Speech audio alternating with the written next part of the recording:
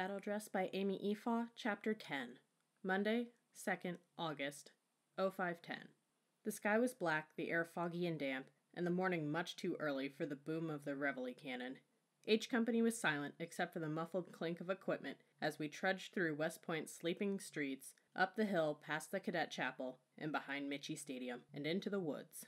Marching in columns 2 by 2, like the long animal procession to Noah's Ark, we resembled odd prehistoric creatures ourselves, wearing Kevlar helmets and web gear, and slightly hunched from the weight of our rucks, we gripped our M16s and moved toward our destination, Lake Frederick. In about 4 hours, we'd be 12 miles from the only home we'd known since the beginning of Beast 5 weeks ago. I was thinking of nothing in particular as I marched, but I had a lot on my mind. I thought about what Cadet Daly had told us yesterday.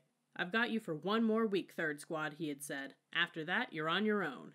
On your own. It was a scary thought. I couldn't imagine life at West Point without 3rd Squad. I'd gotten used to the routine, to my squad mates, and Cadet Daly's constant presence. I didn't feel ready. Not yet. I thought about what I'd feel like a week from now, marching back from Lake Frederick with Beast finally behind me. I wouldn't be a new cadet anymore. I'd be a pleb, an accepted member of the United States Corps of Cadets.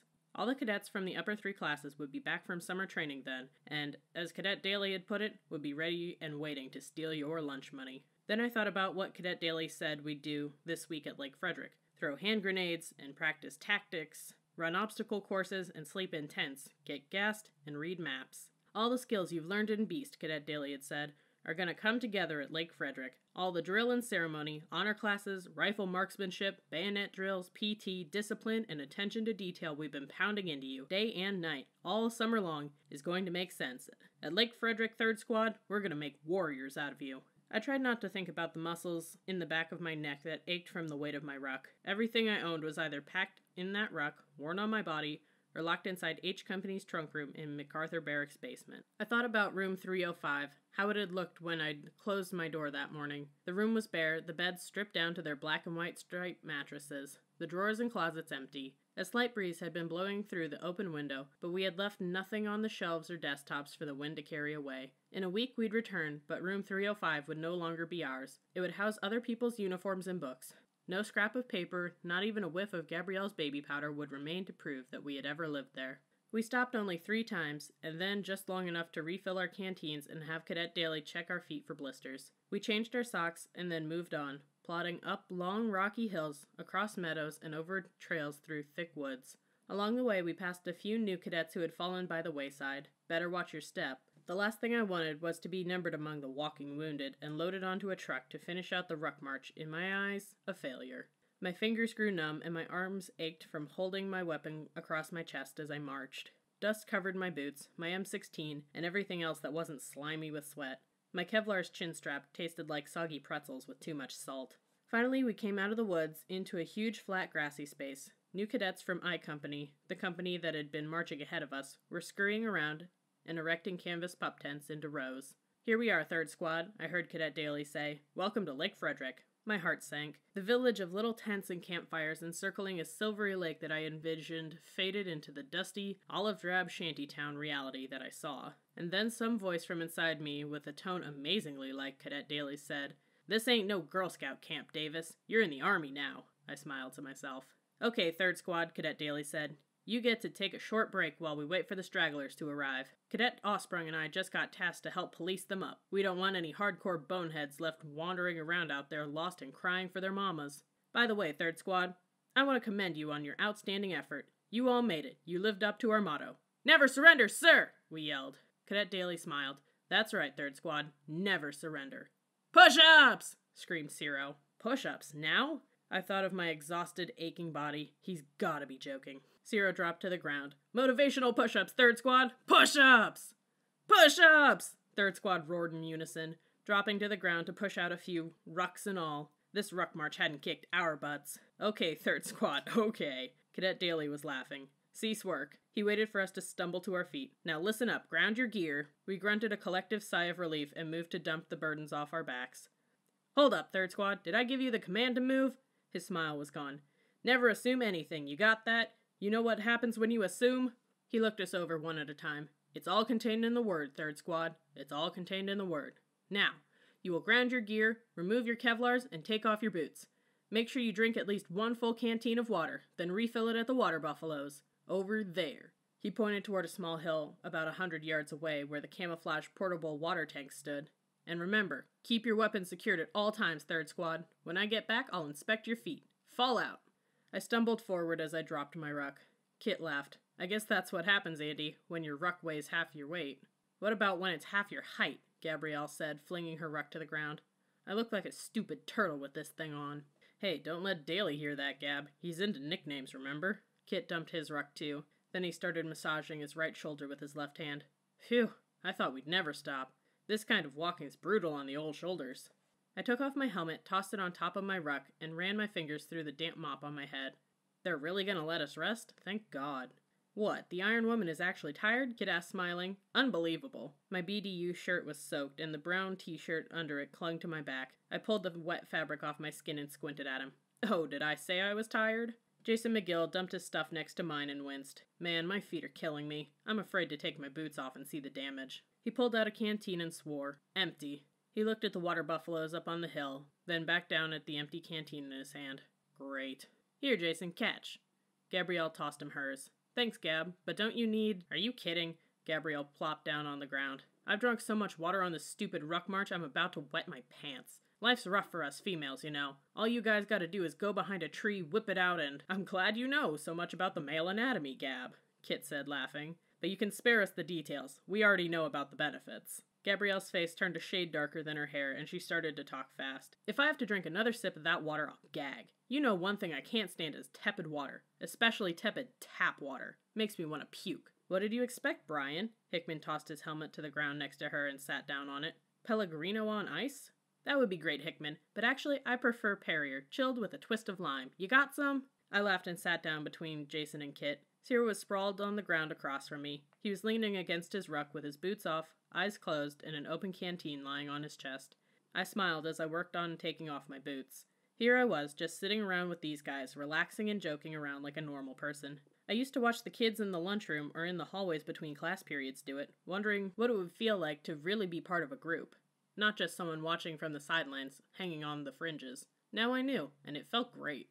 Jason pulled off his socks and whistled under his breath. Not good. His toes, the outsides of his feet, and his heels were bloody and raw, and almost half his toenails were black. My feet started to throb sympathetically. "Jason!" "Yeah, I know. If Daly sees them, that's it. Profile for me for sure." He hung his head, looking at his mangled feet. "McGill and Offenslacker, 2 peas in a pod." "Hey," said Hickman. "Speaking of that Offenslacker chick, Davis and Brian, y'all did good today. Congrats." I looked at Hickman, then quickly dropped my eyes. Was that a compliment or an insult? It was hard to tell with Hickman. I'd just let it pass. But Gabrielle was glaring at him. "And what exactly do you mean by putting the phrase 'speaking of Offenslacker' in the same sentence with Andy and me?"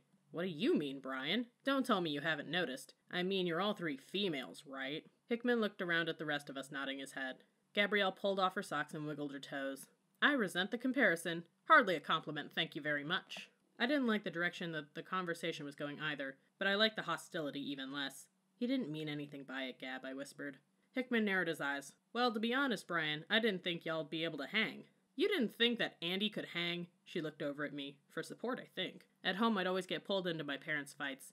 I didn't want it happening here, too. I didn't want to have to pick sides, so I said nothing. "Let's just drop this conversation, please." Hickman shrugged. "Yeah, humping 12 miles with a pack on your back's a lot different than running 12 miles, you know. Ruck marches take a lot of upper body strength. Girls just aren't made for that kind of stuff." "What?"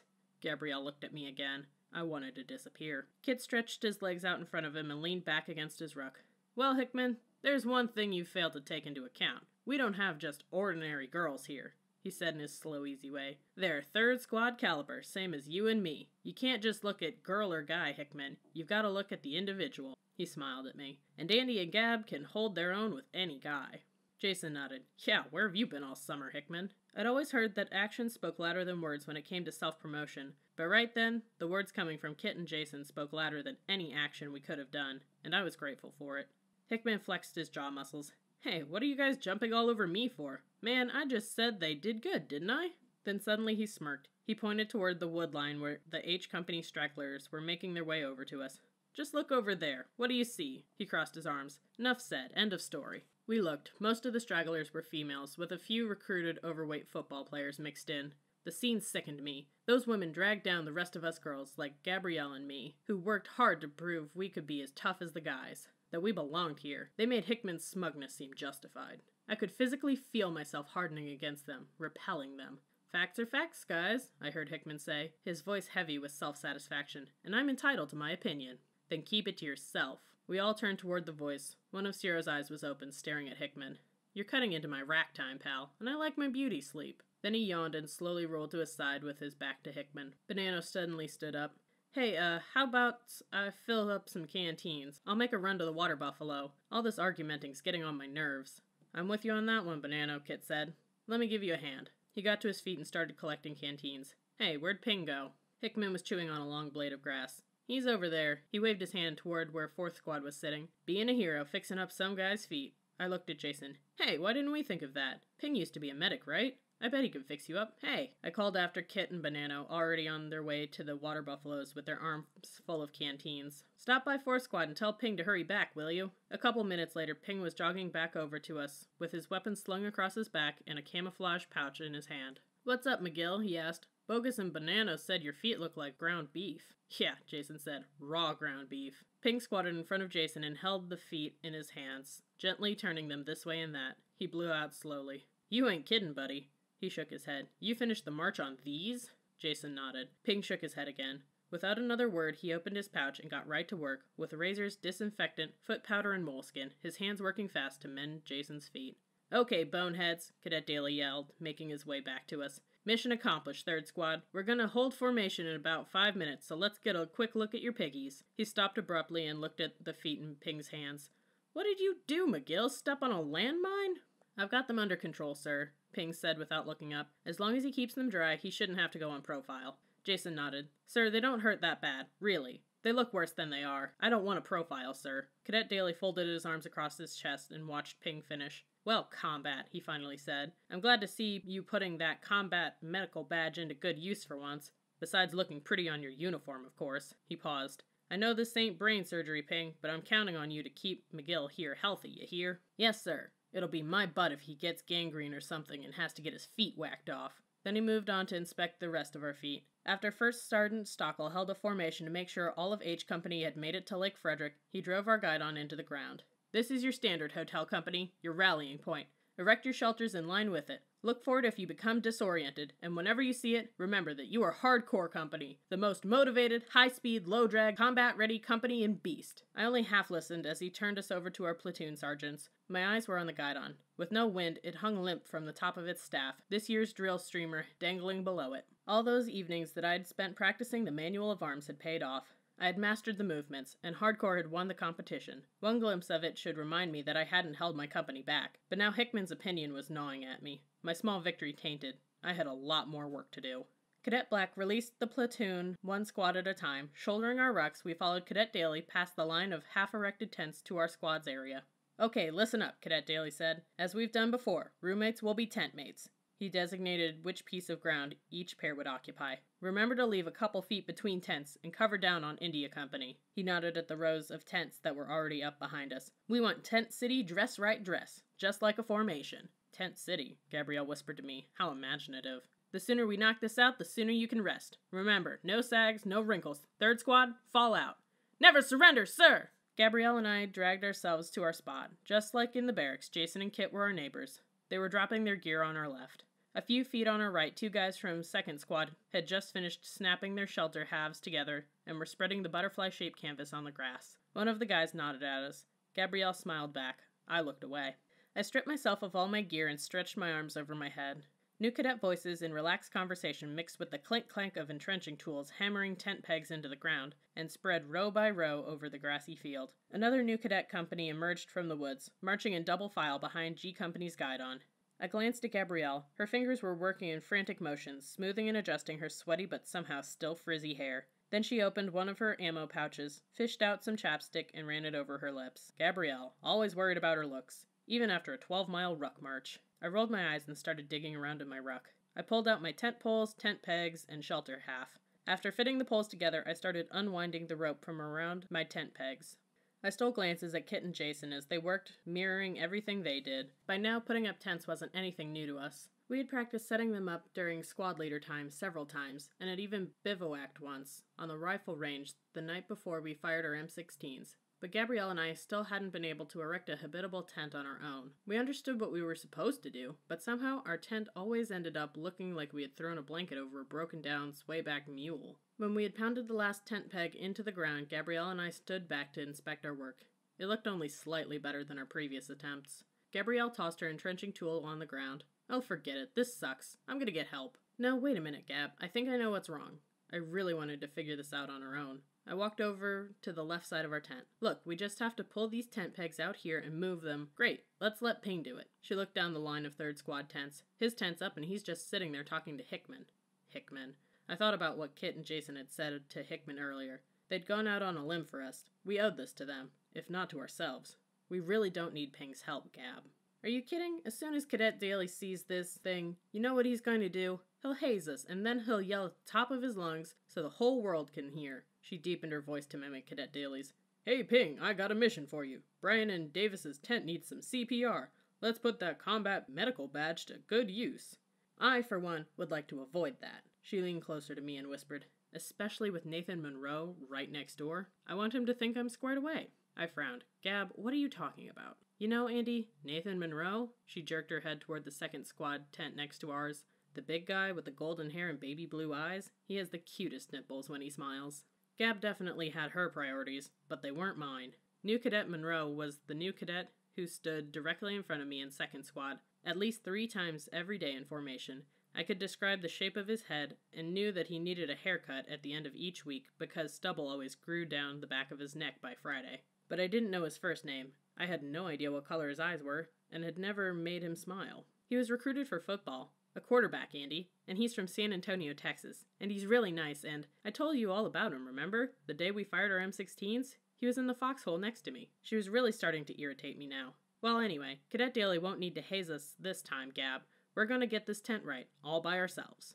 Why do it ourselves when Ping can do it better, and faster? Because I hate to always have him do our work for us. That's why. I don't want to be the weak link in the chain. I got down on my hands and knees and yanked out a tent peg. Where'd I put my E-tool? I sat up and looked around. You see it, Gab? Weak link in the chain? Then she snorted. Oh, I get it. Hickman's little remark is getting to you, huh? She put her hands on her hips and glared at me. That's ridiculous. We pull our weight, Andy. Everyone. Even Hickman said we... I looked up at her. Oh yeah? Well, I don't call getting someone to bail us out all the time pulling our weight. But Ping doesn't mind, Andy. He likes... Well, I mind, okay? So pass me your E-tool, please. Standing up to her was hard. It would have been easier to just get Ping. I put out my hand. It was shaking. But Gabrielle didn't notice. She had crossed her arms and closed her eyes. Plus, it's not bailing us out. It's called cooperate and graduate. Ever hear of that? It's one of Cadet Daly's most favorite things to say. I dropped my hand. Yeah, cooperate and graduate, Gab. Not get over and graduate. You're so funny I forgot to laugh. Couldn't she see that getting the guys to do things for us all the time wasn't really that different from falling out of runs or ruck marches? That every time we did, we became weaker in their eyes. And soon they'd despise us like they despised Offenbacher. Well, I wasn't going to play that game. Your E-tool, Gabrielle. Great, now my voice is shaking. Gabrielle huffed but tossed me her E-tool. I just don't understand you, Andy. You're acting really weird, you know that? What are you trying to prove, anyway? I didn't answer her. Instead, I uprooted the other 2 tent pegs on that side of the tent and worked on stretching the canvas as tightly as I could. There you go, not saying anything, Gabrielle said, as usual. She was right. I knew I hardly ever said anything, but now I wanted to. I wanted to scream. You wouldn't understand. You don't have to prove anything. You can go home to your mom and dad and your debutante balls anytime you want. You don't have to belong here, but I do. Because I've never belonged anywhere. But I just couldn't do it. It was better, safer, to say nothing. I'd said way too much already, and now she was mad at me. I pounded the tent pegs back into the ground. I took a deep breath and sat back on my heels. There. Gabrielle was watching me, her arms crossed again. There, nothing. The rest of 3rd Squad is already done. So we're the weak link in the chain whether Ping helps us or not. I ignored her and walked to the other side of the tent. Oh, there's my E-tool. Good, give mine back. Hey, Andy, I heard Kit's voice behind me. Why don't you try angling the tent pegs toward your tent instead of up and down? You know, at about 45 degrees? It'll give you some more pull. I heard Gabrielle snort again. I nodded at Kit, resigned. Oh, that's right. Ping did that the last time he... And try moving that one up some, he said, pointing to the peg holding down the tent's front right corner. See, so it's even with the other side. And that should do it. Yeah, that makes sense. Shh, Gabrielle hissed. Andy wants no free advice, Kit. She likes doing things the hard, stupid way. Kit gave me a look and said, "What's up with her?" I just shrugged my shoulders. Kit rolled his eyes and walked the few feet back to his tent and unrolled his bedroll, mumbling something about rather living on a rooftop than being around a contentious woman. And somehow I felt better. For some reason, I didn't mind Kit's kind of help. Maybe because he'd been so laid back about it, just sort of offering it up to us like I'd seen him do with some of the third squad guys on occasion. Or maybe, more importantly, because he let us do the work. He didn't just wave us aside and fix things himself while we just stood there. He didn't assume, or better yet, make me feel, that I was incompetent. After Gabrielle and I fixed all 6 tent pegs around the tents, we stepped back. "Well, Kit," I called over to him. "What do you think, better?" Kit gave us a thumbs up. "So I guess we just need to tighten the ropes at the front," I said, thinking out loud, "and hopefully that should do it." "I'll do it," Gabrielle said, pushing past me. We watched as she slowly pulled on the rope, causing the front tent pole to tilt forward. Like magic, the sag in the middle disappeared. I could tell that Gabrielle was trying hard not to smile as she held a tent peg in one hand and looped the rope around it with the other. "Mind pounding in the peg, Andy? I can't do everything, you know." "No problem, Gab." I grabbed an E-tool and started hammering. "You hit my hands, girl, and you've just gotta trust me, Gab." "I do," she mumbled. When we were done, our tent looked perfect. I put my hands on my hips and smiled. "It really looks good, huh, Gab? No sags, no wrinkles." She bent over and rummaged around in her ruck. Then she stood up and held out 2 sticks of wilted extra spearmint gum. "A piece?" She raised an eyebrow. "For peace." I laughed and looked over both shoulders to make sure no upperclassman was around. "Where in the world did you get that?" She gave me a secret sort of smile. Then she shoved one of the pieces into my hand and whispered, "Just chew carefully."